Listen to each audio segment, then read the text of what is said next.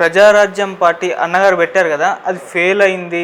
కొంతమంది అన్నయ్యని మోసం చేశారు అని చెప్పేసి ఆ మధ్య కొన్ని వార్తలు వచ్చాయి కదా. దాని మూలంగానే పవన్ కళ్యాణ్ గారు పాలిటిక్స్లోకి రావాలని డిసైడ్ అయ్యారా, లేకుంటే ఆయనకు రాజకీయాలంటే ఇంట్రెస్ట్ ఉండి ముందు నుంచే ఆ విధంగా వచ్చారంటారు? అంటే ఏం జరిగింది అప్పుడు? అంటే సినిమాల్లో అతనికి ఎంత మ్యాక్సిమం పాపులారిటీ రావాలో వచ్చేసింది. సో సాచురేషన్కి వచ్చేసింది, ఒక లెవెల్కి వచ్చేసింది. వచ్చేసిన తర్వాత షూటింగ్లకు వెళ్ళేటప్పుడు అక్కడక్కడ ప్రజలు పడేటటువంటి నా నోటీస్కి వచ్చినటువంటి ఒక విషయం ఏంటంటే, ఇతను షూటింగ్ జరుగుతూ ఉంటే ఒక తల్లి ఏమో ఏదో అక్కడ రాళ్ళు కొట్టడం ఏదో చేస్తుంది, పసిబిడ్డని అక్కడ పెట్టింది. వాడికేమో హెల్త్ ప్రాబ్లము, వాడికి సరైన ట్రీట్మెంట్ ఇవ్వకపోతే చచ్చిపోతాడంట. సరిగ్గా ఆ తల్లి వచ్చి గబుక్కుని, అక్కడ అవుట్డోర్లో ఉన్నారు కదా, గబుక్కుని వచ్చి, అయ్యా నా బిడ్డ పరిస్థితి ఇలా ఉందయ్యా, చచ్చిపోతాడయ్యా, నా బిడ్డ ఒక్కగానొక్క బిడ్డ అయ్యా అని అంటే అక్కడికక్కడే ₹1,00,00,000 చెక్కు రాసి ఇచ్చాడని విన్నాను నేను. సో అతను ₹1,00,00,000 చెక్కు రాసి ఇచ్చిన తర్వాత అతను బ్యాంకులో కూడా పెద్ద బ్యాలెన్స్ ఏం లేదు. సో ఇటువంటి హెల్ప్లు రైతులకు కూడా తన సొంత డబ్బులు పెట్టి హెల్ప్ చేశాడు, కౌలు రైతులకి. సో ఒక డబ్బులు సంపాదిస్తున్నాడు, తర్వాత సొసైటీ గురించి తెలుసుకుంటున్నాడు, సినిమాల ద్వారా వచ్చేటటువంటి నాలెడ్జ్ వస్తూ ఉంది, ప్రజల్లో తిరుగుతూ ఉన్నాడు. సో ఇవన్నీ చూసి ఇప్పుడు ఒక స్థాయికి వచ్చిన తర్వాత ఇంకా ఏదో చేయాలని ఉంటుంది. మ్యాక్సిమం వచ్చేసిన తర్వాత బోర్ కొట్టేస్తుంది ఒక విధంగా. ఇంకేదన్నా మంచి పని చేయాలి, సినిమాల్లో బాగా చేస్తున్నాం, ఫ్యాన్ మైడ్ వచ్చింది, బాగా డబ్బులు వస్తున్నాయి, అది కాదు కదా. నేనుగా వ్యక్తిగా ఏదన్నా ఒక మంచి పని చేయాలనేటటువంటి ఒక మంచి ఇన్స్టింక్ట్ ఉంది అతనికి లోపల. ప్రజారాజ్యం పార్టీని నిలబెట్టలేకపోయినంత మాత్రాన్ని ఇతను రాజకీయాల్లో వచ్చాడనేటటువంటిది కాదు. అది ఒక విధంగా ఒక చిన్న ఇన్సిడెంట్ అయితే అవ్వచ్చు, కానీ అతను రాజకీయాల్లోకి రావటానికి అదొక్కటే కారణం మాత్రం కాదు. సో మొత్తానికి తర్వాత ఏంటంటే, చిరంజీవి గారు డౌన్ టు ఎర్త్ వచ్చాడు కాబట్టి, సో గబుక్కున దానం చేయటానికి కానీ డబ్బులు ఇవ్వటానికి కానీ గబుక్కున మనసు రాకపోవచ్చు, ఎందుకంటే కష్టపడి సంపాదించిన రూపాయి. అయితే ఇతను వచ్చేసరికి హీఈస్ వెల్ ఆఫ్, ఫ్యామిలీ అంతా చిరంజీవి గారి వల్ల అంతా బాగానే ఉంది. సో ఆ ఇచ్చేటటువంటి గుణం, తర్వాత ఇతని దగ్గర ఉండటం, ఇతనికి మంచి మార్కెట్ ఉండటం, కోట్లు సంపాదించటం, దీనితో ఏదన్నా ఒక మంచి చేద్దామనేటటువంటి సంకల్పం లోపల ఉండటంతో అతనికి దాన ధర్మం చేసేటటువంటి ఒక మంచి గుణం అబ్బింది. లోపల ఉన్నదే అది ప్రజల్లో తిరిగి, ప్రజల్లో పడేటటువంటి కష్టాలు, హెల్త్ పాయింట్స్, బేదరికం, అవన్నీ చూసి తనకి ఏదో చేయాలని అనిపించింది అనమాట. సో ఆ ఉద్దేశంతోనే రాజకీయాలు వచ్చాడని చెప్పుకోవచ్చు. రాజకీయాల్లోకి వచ్చాడు, కూటమి కట్టాడు, అంతా అయిపోయింది. సో దెబ్బతో ఒక్కసారి డిప్యూటీ సీఎం అయిపోయాడు. ఢిల్లీ రాజకీయ నాయకులందరూ బిత్తరపోయినట్టు అయ్యాడు. ఓకే సార్, పవన్ కళ్యాణ్ గారు ఇంత సక్సెస్ అవ్వడానికి, అంటే జనసేన పార్టీని ఈ విధంగా సక్సెస్ చేయడానికి గల కారణం, అంటే అప్పుడు ప్రజారాజ్యం పార్టీ ఫెయిల్యూర్కు ఏ విధమైన నిర్ణయాలు కారణమయ్యా, అవేవి కూడా ఇక్కడ పునరావృతం కాకుండా చూసుకోవడం, అంటే నేర్చుకున్నారు అని చెప్పేసి కూడా ఒక వార్త అయితే వినిపించింది. అది నిజమే అంటారు? అదేమీ కాదయ్యా. పవన్ కళ్యాణ్కి సక్సెస్ కారణం ఏంటంటే జగన్ ఫెయిల్యూర్. జగన్ పరిపాలన ఫెయిల్ అవ్వటమే సక్సెస్ కారణం. అతను సరిగ్గా పరిపాలిస్తే ఆ పోలవరం ప్రాజెక్ట్ ఏదో చేసి, తర్వాత 3 ముక్కల ఆట ఆడకుండా అమరావతిలో క్యాపిటల్ పెట్టి కొన్ని అతను మంచి పనులు చేశాడు, చేయలేడు అనటం లేదు. సో వాటితో పాటు ఇది కూడా చేసి ఉంటే అతనికే ఓటేసేవాళ్ళు, అతనికే బ్రహ్మరథం పట్టారు. అతను కాకుండా కొంచెం ఏంటంటే స్వార్థంతో, పక్షపాత ధోరణితో, తర్వాత కక్షల సాధింపు ధోరణితో చేశాడు కాబట్టి ఇది ప్రజలంతా చూస్తున్నారు, గమనిస్తున్నారు. తర్వాత అతన్ని జైల్లో పెట్టడం. సో ఇవన్నీ కలిసి వచ్చాయి. ముఖ్యంగా వీళ్ళకి కలిసి వచ్చింది ఏంటంటే యాంటీ ఓటు. ప్రజలు అతను రోడ్లు సరిగ్గా లేవు, పరిపాలన సరిగ్గా లేదు, అభివృద్ధి కార్యక్రమాలు లేవు, యూత్కి ఉద్యోగాలు లేవు. ఏవో డబ్బులు వేసినంత మాత్రాన కాదు కదా, మిగతా స్టేట్ డెవలప్ అవ్వాలి కదా. సో ఇవన్నీ కలిసి కర్ణుడి చావుకు అన్ని కారణాలని, వీళ్ళ సక్సెస్కి అవన్నీ కారణాలు అయ్యాయి. ఏదైనా సరే కూటమిని తయారు చేయటంలో చాలా ప్రముఖమైనటువంటి పాత్ర 70% సక్సెస్ అయ్యాడు పవన్ కళ్యాణ్కి. ఆ పవన్ కళ్యాణ్ మీద నాకు ఎప్పటి నుంచో మనసులో ఉంది, ఒక కవితలాగా రాసుకొచ్చి చదువుతాను, విను. జయహో జనసేనాని పవన మనోహరం భువనం, భువన మనోహరం పవనం, జనం కళ్యాణం పవనం, జనం నీరాజనం పవనం, పవన ఈచికల ప్రభావం పవన వాచికం ప్రబోధం, పవన జన సందోహం నవచైతన్య సంకేతం, దేశానికి దిశానిర్దేశం నిర్వేదానికి వేద నినాదం, నీనా ఆశల తొలి ఆవేశం ఆశయాల అమలు సందేశం, సందేశ సమగ్ర సారూప్యం సారథ్య బాధ్యత భుజస్కంధం, జనబాహుళ్య నైరాస్యం కడతేరే వీరావేశం, అడుగడుగున ఉత్సాహం ఉత్సాహానికి ఊపిరిదిన యోగళం, గళాల సమ్మేళనంలో కనుగవ చమరించిన చైతన్యం, ఆవేదనాభరిత యువతలో భావి భరోసా ఇచ్చిన ప్రత్యామ్నాయం, కులాల కుంపట్లను ఎండగట్టి కూటమి కనిపెట్టి కుంభస్థలము కొట్టిన కొడిదల కొదమసింహం పవన్ కళ్యాణ్, బలిసిన బడాబాబులను మట్టి గరిపించిన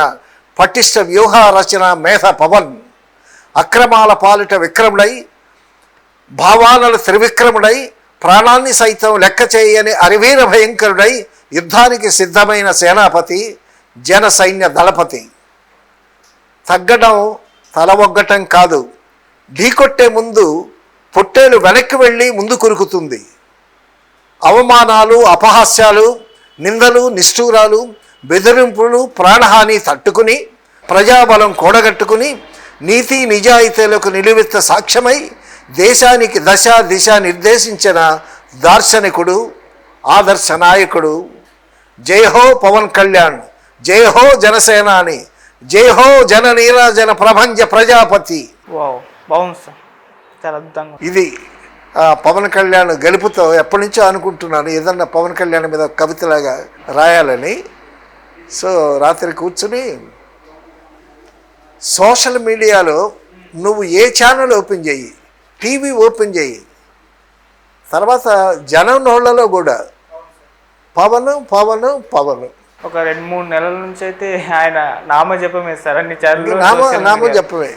తర్వాత విషయం ఏంటంటే ఎవ్రీబడి అప్రిషియేట్స్ హిమ్. అవును, అందరూ అప్రిషియేట్ చేస్తున్నారు, పిన్నలు మధ్య వయస్కులు పెద్దలు యువత సరే సరే. అసలు చాలా గొప్ప విషయం ఏంటంటే చంద్రబాబు నాయుడు జైల్లో పడ్డ తర్వాత జైలుకి వెళ్ళి అతన్ని కలిసిన తర్వాత చంద్రబాబు గారి మిసెస్ని ఓదార్చిన తర్వాత అప్పుడే డెసిషన్ అది స్పాంటేనియస్గా తీసుకున్నాడు. నేను తెలుగుదేశంతో మేము కలుస్తాము, కలిసి మేము చేయాల్సినటువంటి కార్యక్రమాలని అని అనుకోకుండా అలవోకగా తీసుకున్నటువంటి డెసిషన్ అది. అతను కొంచెం ఆవేశపరుడు కదా, సో ఆవేశంలో అనుకోకుండా అలవోకగా తీసుకున్నటువంటి డెసిషన్ అది. ఆ డెసిషన్తో పాటు చంద్రబాబు నాయుడుతో కలిశాడు, విమర్శలు వచ్చాయి. మొత్తానికి వాళ్ళు తెలుగుదేశంతో కలిసినా కూడా మళ్ళా ఢిల్లీ వెళ్ళి మోడీని కలిసి ఆ మోడీ సపోర్ట్ కూడా తీసుకొని ఆ కూటమిని తయారు చేయటం అనేటటువంటి ఆ ప్రక్రియకి పరిస్థితులు సమకూలాయి. మోడీ కూడా ఓకే అని అన్నాడు. సో ఆ కూటమిని కట్టడం అనేటటువంటి వ్యూహం బాగా ఆలోచించి చేశాడా, ఒక ఎమోషన్ డ్రైవ్లో చేశాడా అనేటటువంటిది అది ఎలా చేశాడో తనకే తెలియాలి. అయితే అది బాగా సక్సెస్ అయింది. సక్సెస్ అయ్యి దెబ్బతో కుంభస్థలాన్ని కొట్టినట్టు అయిపోయింది. ఎక్కడ 151 వచ్చిన వాళ్ళు జగన్ 11కి దిగిపోయాడు. అసలు ఎప్పుడూ ఊహించలేదు తెలుగుదేశంకి 164 వస్తాయని. సో ఇటువంటి సక్సెస్ ఒక్క పవన్ కళ్యాణ్ తీసుకున్నటువంటి డెసిషను, ఆయన చేపట్టినటువంటి కార్యక్రమాలు, ఆయన దేశంలో తిరిగి అసలు తాడేపల్లిలో అతను ఇచ్చినటువంటి ఉపన్యాసం అయితే ఆ ఉపన్యాసం పూర్తిగా కానీ వింటే అసలు ఎటువంటి పాయింట్స్ లేవనెత్తి చెప్పాడు అక్కడ. ఆ తాడేపల్లి మీటింగులో, పవన్ కళ్యాణ్ మీటింగులో ఎవరన్నా అతను ఉపన్యాసం వింటే ఏ పార్టీ వాడైనా సరే పవన్ కళ్యాణ్కి హ్యాట్స్ ఆఫ్ చెప్తారు. అంత బాగా ఉపన్యాసం ఇచ్చాడు. ఎందుకు రీసెంట్గా అసెంబ్లీలో తను చక్కగా పాయింట్స్ నోట్ చేసుకుని ఆ పేపర్ చూసి ఒక్కొక్క పాయింట్ చూసుకొని పేపర్ చూసుకొని చక్కగా మాట్లాడాడు. సో ఎటువంటి సమస్యలు ఉన్నాయి, ఆ మాట్లాడిన సారాంశం కూడా ఎంతో చాలా బాగుంది. ఇప్పుడు మనకి సక్సెస్ వచ్చిందని భుజాలు ఎగరేయటం కానీ, తర్వాత కక్షలు పెట్టుకునేటటువంటి ధోరణి కానీ కాకుండా ఆంధ్రప్రదేశ్ చాలా అభివృద్ధిలో వెనకబడింది. కాబట్టి సామాన్య మానవుడు, సామాన్య ప్రజలు, పేద ప్రజలు వాళ్ళ జీవన సరళి బాగుండాలి, ఆ కోణంలోనే మనం ఆలోచించి వెళ్ళాలి అనేటటువంటి సారాంశం. తర్వాత పోలవరం గురించి, వాటన్నిటి గురించి ఇంక్లూడ్ అయింది అతని స్పీచ్లో. అవును. ఏదైనా సరే ఇప్పుడు ప్రతి ఒక్కళ్ళు ఇప్పుడేంటి, ఇప్పుడు గెలిచినటువంటి తెలుగుదేశం పార్టీ వాళ్ళు కానీ, జనసేన వీళ్ళు కానీ, బీజేపీ వాళ్ళు కానీ, వీళ్ళందరికీ ఒక పెద్ద ఆదర్శవంతుడు అయిపోయాడు. ఇప్పుడు ఎవడు మాట్లాడటానికి లేదు. సో చంద్రబాబు నాయుడు కన్నా పవన్ కళ్యాణ్ అంటే భయపడుతున్నారు అందరూ. ఏంటి, ఇంక్లూడింగ్ మినిస్టర్స్, తర్వాత 2-3 సార్లు గెలిచినటువంటి ఎమ్మెల్యేలు, కొత్తగా వచ్చిన ఎమ్మెల్యేలు ఎట్టగా పవన్ కళ్యాణ్ దగ్గరికి రారు. సో ఇతని ఆవేశము, ఇతని సదుద్దేశము ఏదో ఒక స్టేట్కి మంచి చేయాలి. తను అన్న ముఖ్యమైన పాయింట్ ఏంటంటే, మంచి పాయింట్, ప్రజలకి, సామాన్య ప్రజలకి, పేద ప్రజలకి, అట్టడుగున ఉన్నటువంటి వాళ్ళకి ఏదైనా ఒక మేలు చేయాలి. అటువంటి ఆ ఉద్దేశంతో నాయకులు కావాలి. అందుకోసమే నేను రోడ్డు మీదకి వచ్చాను. నేను రోడ్డును పడ్డాను, 2 సార్లు ఓడిపోయినా కూడా పార్టీని పట్టుకొని ఏలబడుతున్నాను. నేను నా కోసం రాలేదు, మీకోసం వచ్చాను. నేను సినిమాలో యాక్ట్ చేస్తే నాకు 1000 కోట్లు వస్తాయి, నేను హ్యాపీగా ఉండొచ్చు అక్కడ. అలా కాదు, ఏదన్నా మంచి నాయకులు వచ్చి ప్రజలకు ఏదన్నా మేలు జరుగుతుందనే ఉద్దేశంతోనే వచ్చాను. కాబట్టి నన్ను 2 సార్లు ఓడించారు, నా వెనక వచ్చినా కూడా నాకు ఓట్లు వేయలేదు మీరు. ఒక్కసారి నన్ను అసెంబ్లీకి పంపించండి, ఒక్కసారి నన్ను అసెంబ్లీకి పంపించండి అని అభ్యర్థించాడు. సో అతని నిస్వార్థపరత, అతని నీతి నిజాయితీ జనాలకు అర్థమైపోయింది. ఆ కౌలు రైతులకి 1 కోటి రూపాయలు ఇవ్వటం, ఇవన్నీ మొత్తానికి అతను ఉపన్యాసాల్లో తేటతలమైంది. ఇప్పుడు మాట్లాడితే మనిషి తెలిసిపోతుంది కదా, మనిషి ఎటువంటి వాడు. సో ప్రజాభిమానం వెల్లువెత్తింది. సో పట్టం కట్టారు. ఓకే.